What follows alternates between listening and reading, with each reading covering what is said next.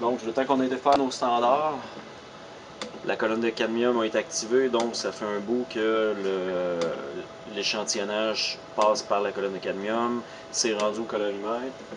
On voit ici le baseline qui est environ à 1%, ce qui est pas assez haut pour commencer l'analyse.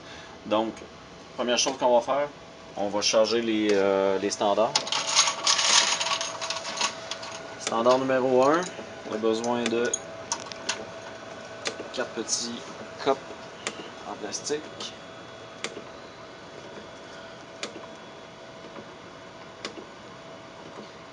On les remplit quand même assez près du bord.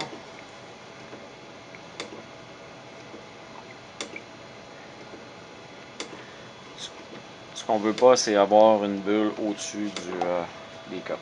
Donc, position 1, 2 et 3 et position 9. Si vous remarquez sur le rack du sampler, on a les numéros de position qui sont écrits en haut à gauche de la position. Donc ici, le trou ici, c'est la position 30. C'est écrit partout. Ensuite, standard numéro 2. Un seul cup.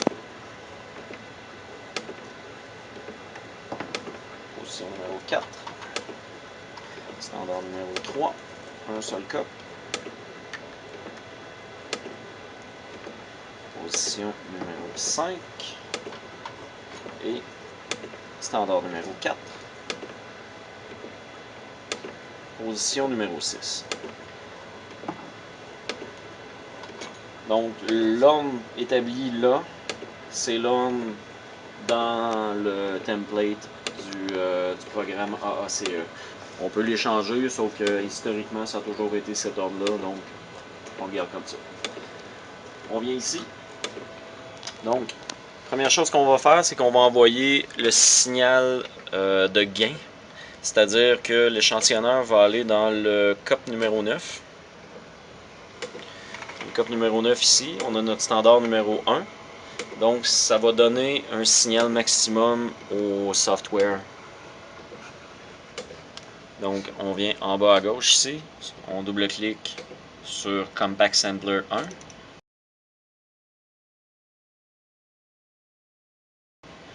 On a cette fenêtre-là qui va s'ouvrir. On appuie sur Wash. En appuyant sur Wash, on va voir l'aiguille ici. Donc, 3, 2, 1. C'est normal, ça fait toujours ça. Donc, on revient ici. On va cliquer sur Sample, mais pour la position numéro 9. Parce que notre cup est dans la position numéro 9 ici. Donc, numéro 9. On appuie sur Sample. L'aiguille va dans le cup. On va échantillonner, on va laisser l'aiguille dans le cup pendant environ 45 secondes, 1 minute. Attention, il ne faut pas aspirer d'air avec l'aiguille pendant qu'on fait une analyse de nitrate. L'air, l'oxygène, ça désactive la colonne de cadmium. Donc on veut vraiment rester dans le liquide le plus possible. Le temps que l'aiguille se promène entre le rinçage ici et l'échantillonnage, c'est pas grave, ça va être le système est construit pour pouvoir éliminer ces bulles d'air-là, mais une bulle d'air plus grosse, donc un échantillonnage de l'air plus long, pourrait amener des problèmes après ça avec la colonne de cadmium. En désactivant la colonne de cadmium, ben, la sensibilité devient réduite. La calibration est plus bonne à ce moment-là, donc il y a un paquet de petits facteurs comme ça qui causent des problèmes au niveau de l'analyse. Donc on continue à échantillonner le cup numéro 9.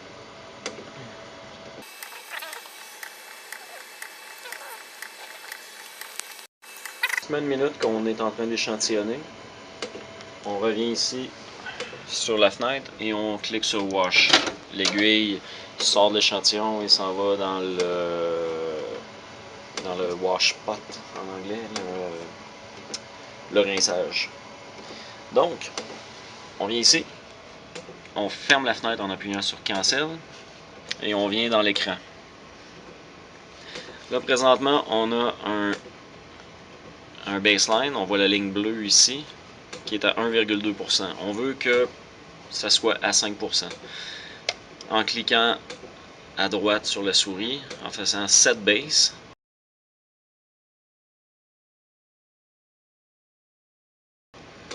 le software force le baseline à 5%. Donc ici, on a vraiment...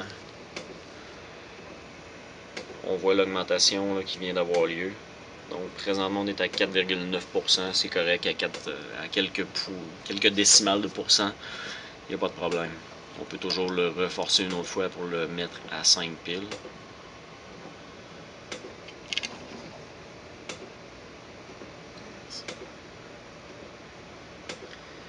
OK.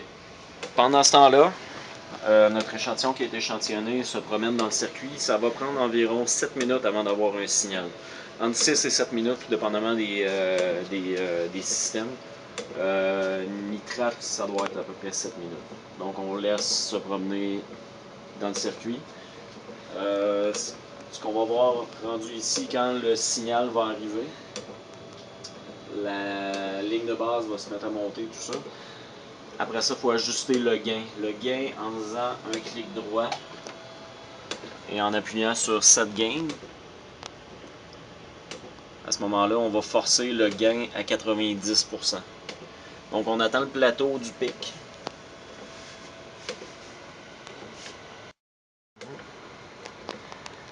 Donc, pendant qu'on attend notre signal de gain, ce qu'on peut faire, c'est créer l'analyse. Donc on va dans Setup, Analysis. Donc Setup ici, Analysis. On est dans NO3I. Si on voudrait créer une analyse pour un autre nutriment, on double-clique sur Data et on va choisir celui qu'on a besoin. Donc je retourne dans NO3I, je clique sur New Run et non pas New Analysis, c'est un peu contre-intuitif, mais c'est vraiment New Run qu'il faut cliquer. Sinon, en cliquant sur New Analysis, on crée une nouvelle run avec un paquet de paramètres différents. Ça fonctionne rarement. Donc, on a vraiment le setup, tout ça. On peut changer le nom de la run. Historiquement, ça met la date avec A, B, C, D, E à toutes les fois qu'on crée une nouvelle run pour la même date. Donc, Channel 2.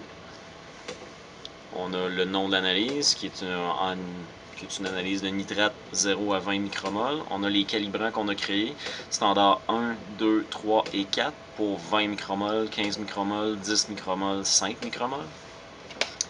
Et si on vient ici, dans Trade Protocol, c'est l'analyse. Donc, si on a par exemple 3 échantillons, je viens cliquer sur Drift ici et je vais intégrer des samples avant la dérive.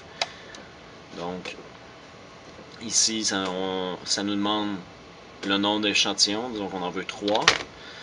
J'utilise souvent le COP numéro 11 comme COP de départ.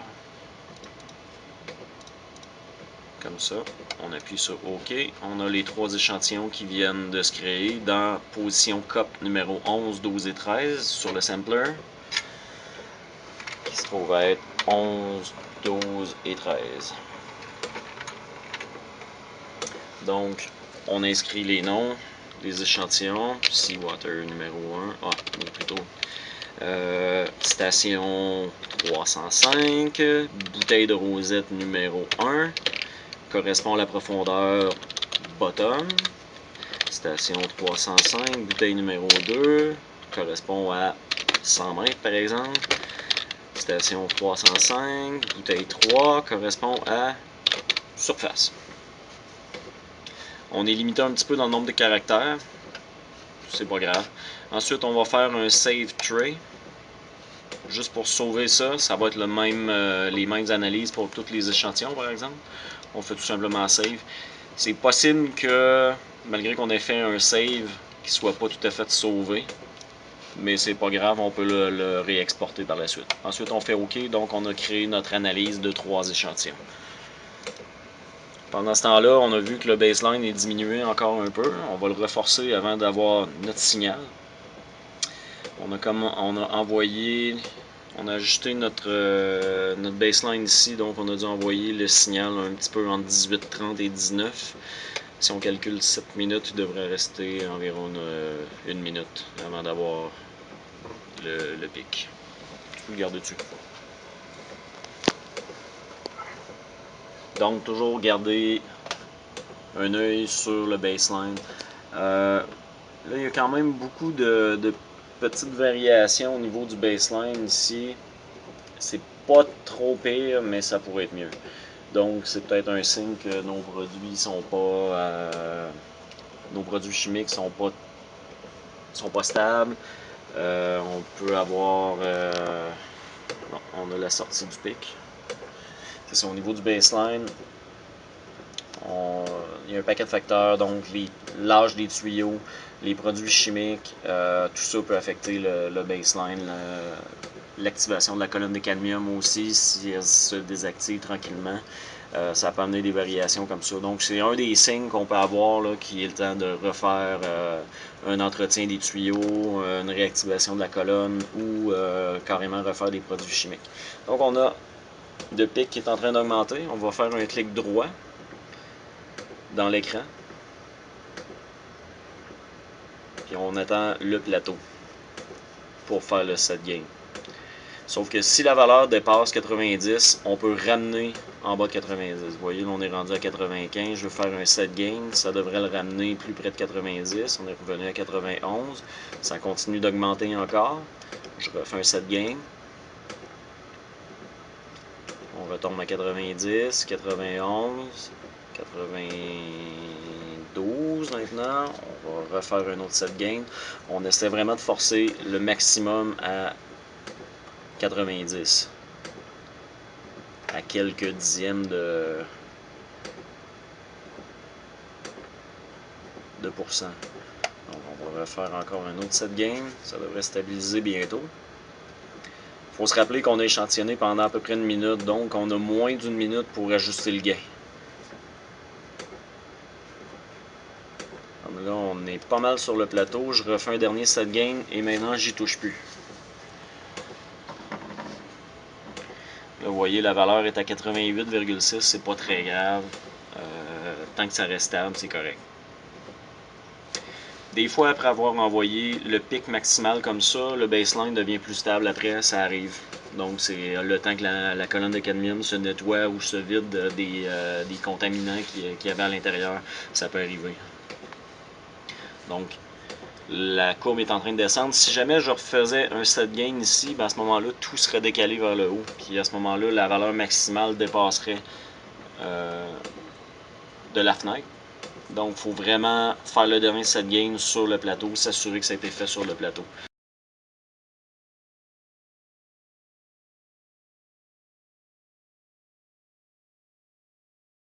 Si on est en descente puis qu'on a refait accidentellement un set gain, ben à ce moment-là, il faudra réenvoyer un signal maximal en allant sur Compact Sampler, appuyer sur Wash, sélectionner le cup qu'on veut échantillonner, renvoyer un autre signal, attendre encore 7 minutes.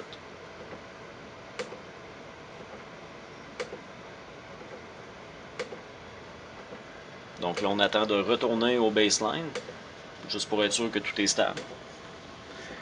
Ça devrait retourner aux alentours de 5%.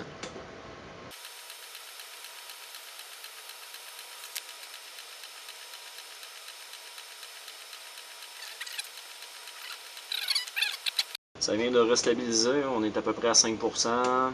Le baseline devrait être quand même pas trop mal. Donc là, on serait prêt à partir de l'analyse. Attends un petit peu que le baseline soit sorti. Ça me semble assez stable, donc on peut partir l'analyse. On s'en va sur Run. Run. Ensuite Start. Système 1 parce qu'on est sur nitrate. Encore là, comme tout à l'heure, on peut double-cliquer sur Data puis aller sélectionner exactement l'analyse qu'on veut. C'est une analyse de nitrate qu'on veut faire dans ce cas-là. Double-clic sur NO3R. On s'en va à la fin. C'est l'analyse qu'on a créée. C'est la date d'aujourd'hui. Avec l'analyse A, c'est la première qu'on a créée aujourd'hui. Donc on peut faire OK. Ensuite, on peut écrire le nom de l'opérateur, des commentaires, tout ça. Les initiales, ça va suffire. Il n'y a pas assez d'opérateurs différents. Donc, on appuie sur OK.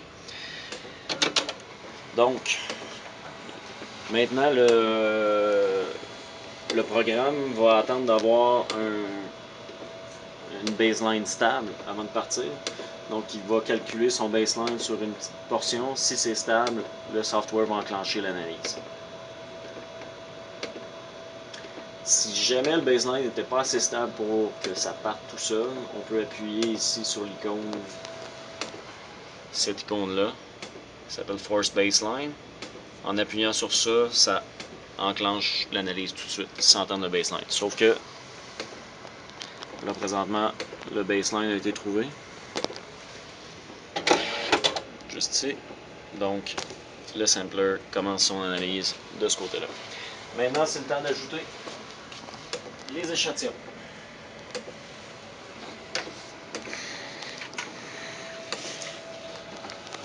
En général, on a des échantillons, c'est pas les bons, mais on va faire semblant que c'est les bons.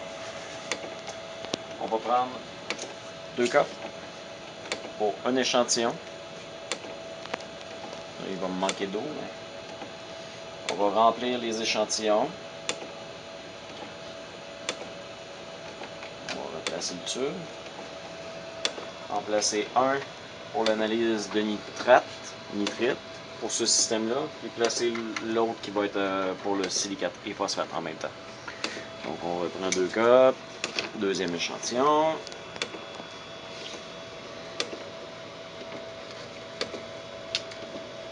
On remplit près du bord, là il me manque un peu d'eau pour le faire, mais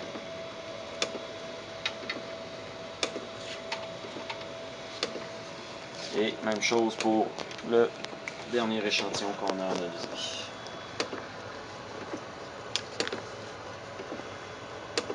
Bon, il faut juste faire attention parce que l'aiguille, elle, c'est pas quand vous êtes dans le chemin, fait qu'essayez de vous synchroniser avec les déplacements des aiguilles. En général, ça échantillonne pendant entre 30 et 45 secondes pour l'échantillon. Si on voulait insérer un autre échantillon, pendant l'analyse, on peut aller sur Setup, Analysis. On va rechercher notre analyse de tout à l'heure. On double-clique sur le numéro. Il va demander si on veut faire un changement. On fait OK. On s'en va dans Tray Protocol. On vient sur Drift. On clique sur Sample. On peut rajouter le nombre d'échantillons qu'on veut à ce moment-là. Disons qu'on en veut 2 par exemple. S'assurer que le cup n'est pas déjà utilisé par un autre échantillon. Donc si le dernier échantillon est au cup 13, on peut repartir au cup 14. Il y a 2 autres échantillons qui vont être associés. Ajoutés plutôt. Disons 305, la bouteille 4 à 20 mètres. Et 305, la bouteille 5 à 10 mètres. Chose à se rappeler, c'est qu'en faisant une modification ici, ça n'affecte pas le tray qu'on a sauvé tout à l'heure. Donc, si on veut garder ce tray-là, il faut le resauver encore. On appuie sur Save Tray, on refait Save, on fait OK. D'ailleurs, c'est une des façons, si jamais le tray, vous ne le retrouvez pas, vous pouvez toujours aller le réexporter en faisant ça. Setup, Analysis, on double-clique sur l'analyse. On fait le changement, on s'en va dans Tray Protocol et on fait Save Tray. Encore, là on voit, il existe déjà, est-ce qu'on veut le remplacer? S'il était disparu pour X raison, des fois il y a des petits problèmes avec le software. À ce moment-là, c'est une des façons d'aller le rechercher. Vous n'êtes pas obligé de rentrer manuellement à chacune des analyses que vous créez pour silicate phosphate, pour nitrite par exemple. On fait OK, puis là l'analyse a continué pendant ce temps-là. Les changements ont été pris en compte, donc là on va avoir un autre échantillonnage qui va avoir lieu pour le cup 14 et 15. Donc là j'ajoute mes échantillons 14 et 15. 14.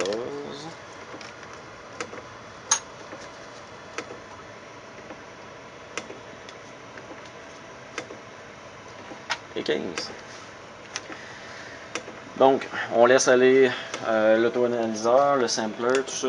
Toujours vérifier les produits chimiques, surtout s'il y a eu si on a eu des problèmes, c'est le genre de choses qu'on va oublier de regarder. Toujours regarder l'ASW, très important, parce que c'est avant la colonne de cadmium, et le buffer ici, et l'eau milicu. Mais finalement, regardez tous les produits chimiques, puis si jamais il y a un problème avec les quantités, il faudra en rajouter. Par contre, comme je l'ai dit tout à l'heure, faut pas mettre des nouveaux produits chimiques avec... Dans le fond, faut éviter d'avoir 2 batchs de produits chimiques différents. Donc, si vous refaites des produits chimiques à partir des poudres, vous pouvez pas les ajouter aux vieux produits chimiques. À ce moment-là, la calibration n'est plus valide.